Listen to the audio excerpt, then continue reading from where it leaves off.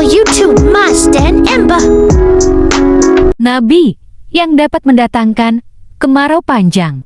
Nabi Ilyas adalah keturunan keempat Nabi Harun dengan nama lengkap Ilyas bin Finhash bin Azar bin Harun bin Imran bin Kahit bin Aziz bin Lawai bin Yakube bin Ishak bin Ibrahim. Nabi Ilyas diutus oleh Allah Subhanahu wa Ta'ala untuk mengingatkan kaum Bani Israel yang membangkang karena menyembah berhala dan tidak mau menyembah Allah Subhanahu wa Ta'ala.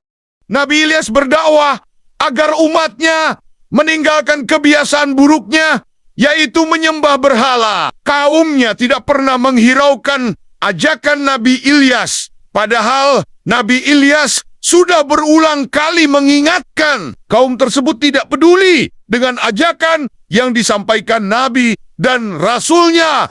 Mereka tetap hidup berfoya-foya, bermewah-mewahan dan menghamburkan harta. Bahkan terang-terangan menciptakan Tuhan baru. Mereka menyembah berhala yang terbuat dari emas dan diberi nama Baal. Baal dianggap oleh mereka sebagai tempat perlindungan, tempat meminta, serta memohon pertolongan. Kaumnya ini rela mendaki gunung demi memohon kepada Baal, karena mereka menempatkan Baal di atas gunung Karmel, seperti dikisahkan dalam Al-Quran surat As-Saffat 37, 123-13. Nabi Ilyas khawatir kejadian dari kaum Bani Israel ini membuat Allah murka. Nabi Ilyas selalu mengingatkan agar umatnya terhindar dari kemusyrikan. Sudah 3 tahun tidak ada hujan di lingkungan kaum Bani Israel, dan Nabi Ilyas pun mendapatkan wahyu dari Allah. Hai Ilyas, pergilah kepada mereka dan beritahukanlah bahwa tidak lama lagi akan turun hujan di Bani Israel ini. Maka Nabi Ilyas pun mendatangi mereka, tetapi mereka tetap saja membangkang dan malah mengatakan Nabi Ilyas si pengacau. Nabi Ilyas pun menjawab, saya bukan pengacau, justru kalianlah. Mengapa menyembah berhala Baal? Kalian telah melanggar perintah Allah SWT. Nabi Ilyas langsung berdoa kepada Allah Subhanahu wa Ta'ala. Ya Allah, hentikan musibah kekeringan ini. Musibah pun berhenti, dan Allah menurunkan hujan kepada Bani Israel. Berhari-hari kaum Bani Israel hidup bahagia karena mendapatkan anugerah hujan. Setelah sekian lama kekeringan, perekonomian mereka pun kembali pulih. Dengan adanya kenikmatan yang diberikan Allah tersebut, justru mereka tidak bersyukur. Mereka kembali durhaka kepada Allah Subhanahu wa Ta'ala dan kembali melakukan kemaksiatan. Kaum Bani Israel kembali menyembah Baal. Akhirnya kaum Bani Israel pun kembali ditimpa musibah yang lebih berat, yaitu gempa bumi yang dahsyat. Mereka pun gelimpangan dan tidak bernyawa lagi. Nabi Ilyas dan orang-orang beriman selamat dari musibah tersebut karena sudah terlebih dahulu meninggalkan negeri tersebut. Nabi Ilyas menunjukkan sikap sabar dalam menghadapi umatnya yang pembangkang dan durhaka. Nabi Ilyas tidak menyerah dan selalu mengajak kebaikan. Sudah sepantasnya sikap teladan ini kita teladani dan menirunya. Perjalanan kisah Nabi Ilyas yang penuh rintangan dan halangan. Perjuangan para nabi yang menghadapi kaum Bani Israel setelah Nabi Harun berlanjut kepada keturunannya, kepada Nabi Ilyas. Nabi Ilyas merupakan keturunan keluarga dari Nabi Harun yang bernama Ibnu Yasin bin Fanhesh bin Alizar bin Harun. Dari penggalan Quran surat Asy-Syaffat 123-132 membuktikan bahwa Nabi Ilyas termasuk ke dalam Rasulullah. Nabi Ilyas diutus di daerah Balaba sebelah barat Damaskus, di mana penduduknya, yaitu kaum Bani Israel menyembah berhala. Kemudian Nabi Ilyas diutus oleh Allah Subhanahu wa Ta'ala untuk memerintahkan kepada kaum Bani Israel untuk meninggalkan berhala. Namun raja dan kaum Bani Israel pada waktu itu menolak ajakan Nabi Ilyas karena mereka lebih percaya kepada berhala dan menantang kepada Tuhan yang disembah oleh Nabi Ilyas, yaitu Allah Subhanahu wa Ta'ala. Kemudian mereka didatangkan bencana sebagai bukti bahwa Tuhan yang disembah Nabi Ilyas Itu benar adanya. Lalu kaum Bani Israel bersekongkol agar dapat mengusir Nabi Ilyas dengan melempari batu dan diancam akan dibunuh. Karena ancaman yang dari kaum Bani Israel, akhirnya Nabi Ilyas terpaksa meninggalkan perkampungan itu dan bersembunyi di gua. Selama berada di dalam gua, Allah Subhanahu wa Ta'ala memberikan bantuan berupa burung gagak yang membawa makanan untuk dimakan oleh Nabi Ilyas. Bencana pun melanda kaum Bani Israel di kota Balabak, yaitu bencana kekeringan telah merenggut nyawa dari kaum tersebut. Bani Israel meyakini bahwa bencana tersebut ditimpakan karena Nabi Ilyas telah berdakwah di kota tersebut. Bani Israel bersama raja sepakat untuk mencari Nabi Ilyas dan mengusirnya dari kota Balabak. Pada suatu ketika, persembunyian Nabi Ilyas diketahui oleh kelompok Bani Israel. Kemudian Nabi Ilyas berpindah tempat dan menemukan rumah terpencil. Nabi Ilyas kemudian memberikan salam dan bertemulah dengan salah satu tuan rumah yang merupakan seorang perempuan. Kemudian Nabi Ilyas meminta izin untuk bersembunyi. Saat itu ada laki-laki dari anggota keluarga tersebut sedang sakit parah. Kemudian Nabi Ilyas berdoa kepada Allah Subhanahu wa Ta'ala untuk kesembuhan anggota keluarga tersebut. Akhirnya anggota keluarga yang sedang sakit tersebut sembuh atas izin Allah Subhanahu wa Ta'ala, dan ternyata anggota yang sakit tersebut adalah Ilyasa yang tidak lama setelah itu diangkat menjadi nabi. Setelah belajar bersama Nabi Ilyas, kemudian mengikuti ajaran Nabi Ilyas dan ikut berdakwah bersamanya. Beberapa tahun Nabi Ilyas dan Ilyasa melanjutkan dakwahnya di Balabak. Penduduk di daerah tersebut mulai putus asa terhadap bencana yang dialami kota tersebut karena berhala yang disembahnya tidak mampu memberikan kesembuhan dan penderitaan kaum tersebut. Bani Israel pun berjanji akan mengikuti apa yang diperintahkan Nabi Ilyas. Akhirnya, Nabi Ilyas berdoa kepada Allah Subhanahu wa Ta'ala supaya kaum Bani Israel terlepas dari kesengsaraan. Kaum Bani Israel pun menghancurkan patung-patung yang disembah sebelumnya. Setelah itu kaum Bani Israel diturunkan hujan, sehingga sawah dan ladang mereka subur, dan mereka kembali hidup damai. Beberapa tahun kemudian, kaum Bani Israel ingkar dan kembali dan menyembah berhala lagi. Lalu Nabi Ilyas berdoa kembali kepada Allah Subhanahu wa Ta'ala agar kaum tersebut dibukakan pintu hatinya. Namun akhirnya bencana kekeringan melanda kaum Bani Israel, dan kemudian Nabi Ilyas meninggalkan kaumnya dari kampung tersebut. Diriwayatkan bahwa setelah Nabi Ilyas meninggalkan kaumnya, Nabi Ilyas wafat dengan cara diangkat ke langit oleh Allah.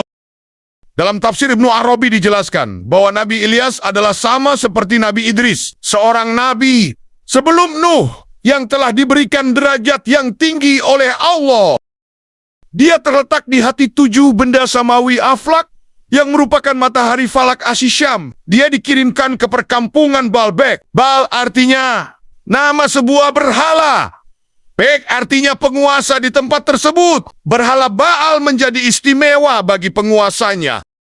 Ibnu Arabi menjelaskan, ketika Nabi Ilyas sedang diperintahkan oleh Allah Subhanahu wa Ta'ala untuk berdakwah di kota Balabek, Ibnu Arabi menggunakan kalimat yang multitafsir. Tidak semua masyarakat mengerti. Dia terletak di hati 7 benda samawi Aflak yang merupakan matahari falak Asysyam. Namun Ibnu Arabi tidak menghilangkan aspik-aspik dari sejarah. Tetapi kendala bahasa membuat masyarakat luas memungkinkan tidak dapat mengerti apa yang dimaksudkan dalam tafsir ini. Nabi Ilyas mempunyai beberapa mukjizat, dan berikut beberapa mukjizat yang dimiliki oleh Nabi Ilyas ketika musim kemarau yang sangat panjang. Nabi Ilyas bertemu dengan seorang wanita tua yang sedang membawa sedikit air dan gandum. Air dan gandum tersebut akan diberikan kepada anaknya yang sangat kelaparan. Kemudian Nabi Ilyas meminta kepada wanita tersebut untuk membawa air dan gandum kepadanya. Nabi Ilyas kemudian berkata bahwa Air dan gandum tersebut akan selalu ada atas izin Allah. Akhirnya wanita tersebut menghampiri Nabi Ilyas dan membawa sedikit air dan gandum. Tidak lama kemudian ucapan Nabi Ilyas dibenarkan oleh Allah.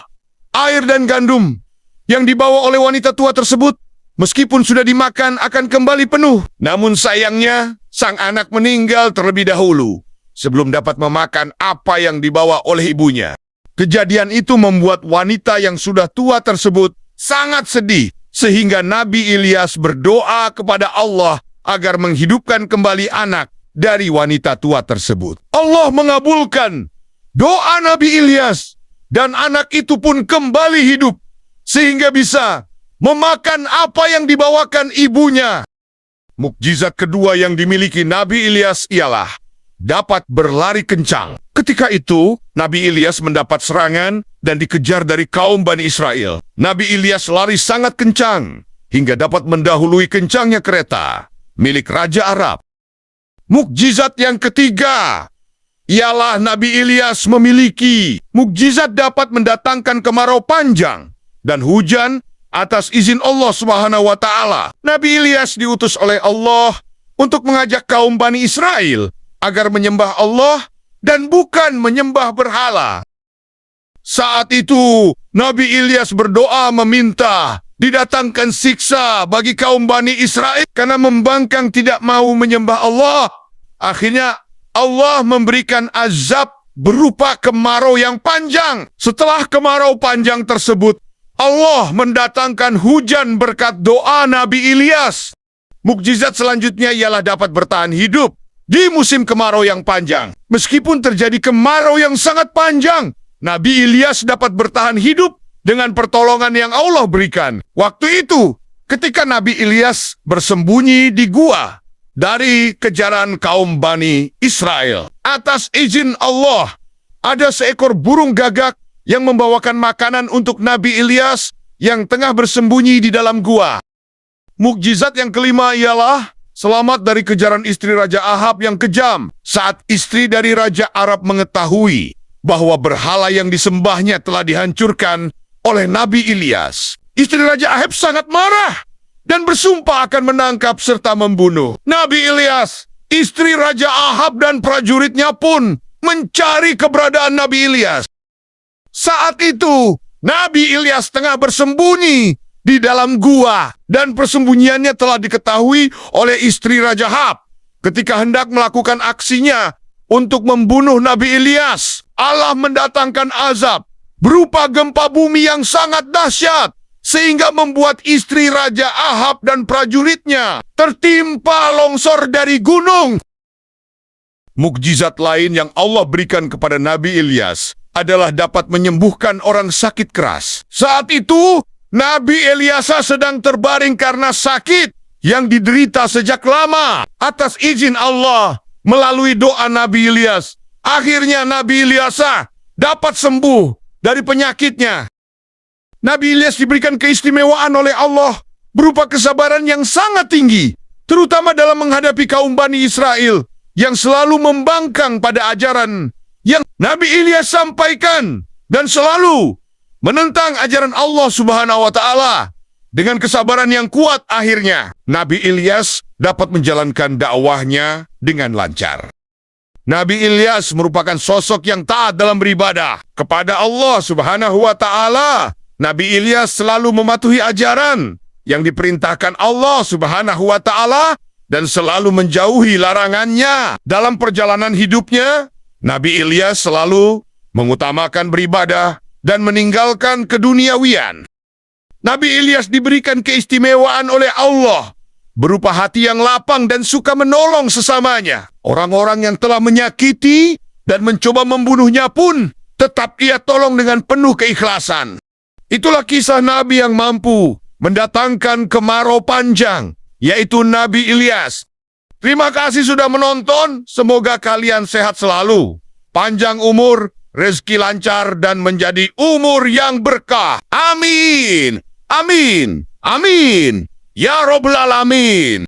Subscribe, like, comment, dan share.